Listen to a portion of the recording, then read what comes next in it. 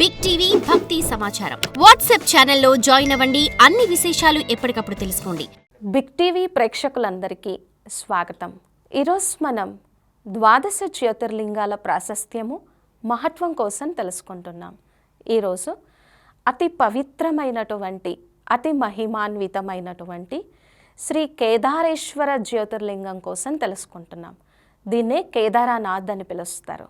ఇది హిమాలయ పర్వతాల దగ్గర ఈ కేదారనాథ్ జ్యోతిర్లింగం ఉంటుంది. భగవంతుడైనటువంటి సదాశివుణ్ణి కేదారేశ్వర అనేటువంటి జ్యోతిర్లింగంతో ఇక్కడ పూజలు చేస్తారు. ఇక్కడ కేదారేశ్వర జ్యోతిర్లింగం వెలిసినటువంటి ఈ పవిత్రమైనటువంటి స్థానంలో ఒకప్పుడు నరనారాయణులు ఇరువురు కూడా తపస్సు చేశారు అని, వారి తపస్సుకి మెచ్చి పరమశివుడు ఇక్కడ కేదారేశ్వరుడిగా వెలిసినట్టు పురాణ కథనం చెప్తారు. అయితే ఇక్కడ ప్రదేశము ఎంతో పవిత్రంగా, నిజంగా ఆ కైలాస పర్వతాన్ని దర్శనం చేస్తూ ఉంటే ఎంత ఆనందం కలుగుతుందో అంత ఆనందానుభూతి ఈ కేదారేశ్వర జ్యోతిర్లింగాన్ని. ఇది చాలా సముద్ర మట్టానికి చాలా ఎత్తుగా ఉంటుంది. ఎంతో కష్టపడి ఎంతో దూరం ప్రయాణించేసి ఒక్కసారిగా ఆ పైనున్నటువంటి కేదారేశ్వర జ్యోతిర్లింగాన్ని దర్శనం చేయటం వలన మనస్సు ఎంతో సంతృప్తిగా ఆనందాన్ని పొందుతుందన్నమాట. అయితే కేదారేశ్వరుడు లేదా కేదారనాథ్ అని ఎందుకు పిలుస్తారు? దాని వెనుక ఉన్నటువంటి సూక్ష్మమైనటువంటి తెలుసుకోదగినటువంటి గుహ్యమైనటువంటి జ్ఞాన రహస్యం ఏముంది అనేది చూద్దాము. కేదారము లేదా కేదారనాథ్, ఇందులో ధార అంటే ప్రవాహము. అంటే నిజంగా మనం ఎప్పుడైతే భగవంతుణ్ణి సదాశివుణ్ణి దర్శనం చేసుకుంటామో, ఆయన సన్నిధానంలోకి వస్తామో, పరమశివుడు మన భక్తికి మెచ్చి భక్తికి ఫలితంగా జ్ఞానాన్ని ప్రసాదిస్తాడు, దివ్య నేత్రాన్ని ప్రసాదిస్తాడు. ఏ జ్ఞాన నేత్రము మనకి ఉండడం వలన, ఏ జ్ఞానాన్ని తెలుసుకోవడం వలన మన మనస్సు నిరంతరము మిగిలినటువంటి సాంగత్యాల వైపుకి వెళ్ళకుండా భగవంతుని సాంగత్యంలోనే ఉండి ఎప్పుడూ సంతోషకరమైనటువంటి ప్రసన్నతతో కూడినటువంటి నిశ్చింత జీవితాన్ని జీవించడానికి ఏ జ్ఞానము ప్రస్తుత పరిస్థితులలో మనకు అవసరమవుతుందో అటువంటి జ్ఞానాన్ని ఒక ధారా ప్రవాహంలా ఇచ్చి మన మనస్సుని మన బుద్ధిని ఉత్తేజపరచగలిగినటువంటి శక్తి ఉంది కదా. అంతేకాకుండా నరనారాయణులు ఇద్దరు, ఆ నారాయణమూర్తి స్వయంగా కూర్చొని తపస్సు చేసినటువంటి అతి పవిత్ర స్థానము. దానికి దగ్గరలోనే బద్రీనాథ్ క్షేత్రం కూడా ఉంటుంది.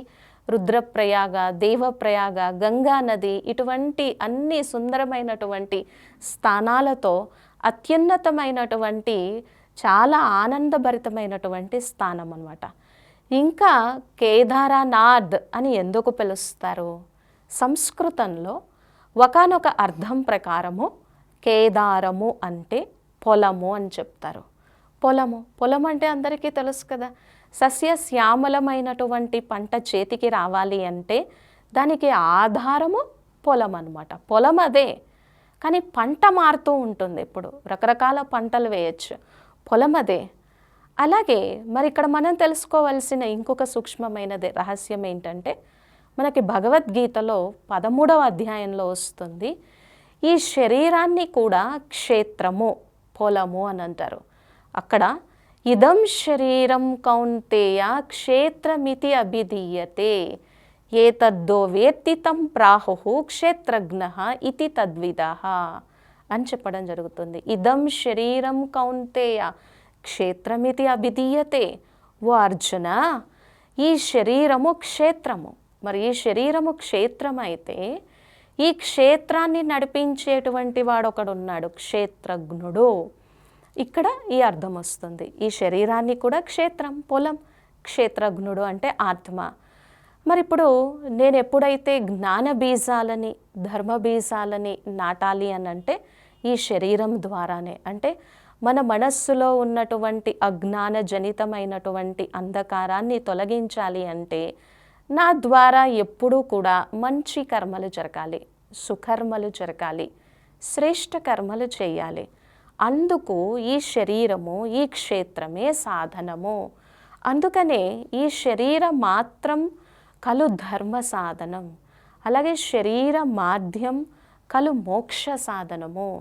ఈ శరీరము లేదా ఈ క్షేత్రాన్ని ఉపయోగించి నువ్వు ఎంత యోగం చేయాలనుకున్నా, ఎంత తపస్సు చేయాలనుకున్నా, ఎంత ధర్మ మార్గాన్ని ఆచరించాలి అనుకున్నా, ఎటువంటి శ్రేష్ఠ కర్మలు అనేటువంటి బీజాలు నాటుతావో నాటాలి అన్నా అవన్నీ చేయొచ్చు.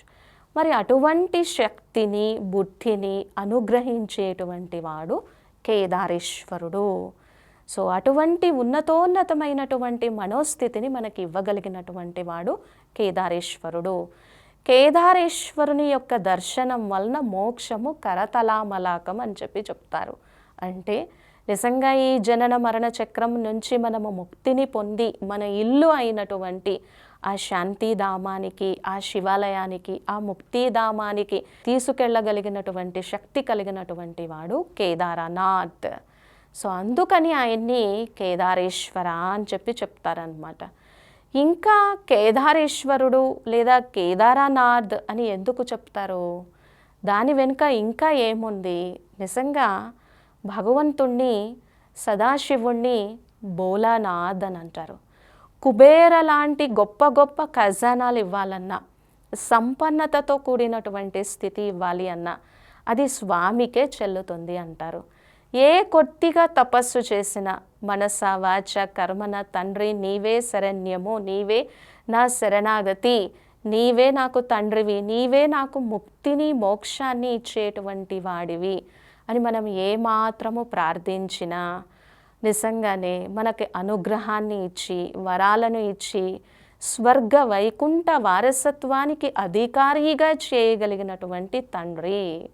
అంటే నరుణ్ణి నారాయణుడిగా, నారిని శ్రీ మహాలక్ష్మిగా, అంటే నరుణ్ణి అంటే మనిషిని దివ్య గుణాలతో తన్ని తరింపచేసి, జ్ఞాన యోగాలతో తరింపచేసి, ఆ శ్రీమన్నారాయణుడు శ్రీ మహాలక్ష్మి ఉండేటువంటి వైకుంఠ సామ్రాజ్యానికి అధిపతిగా చేయగలిగినటువంటి శక్తి ఉన్నటువంటి వాడు. కాబట్టి ఆయన్ని కేదారేశ్వరుడు అని అంటారు.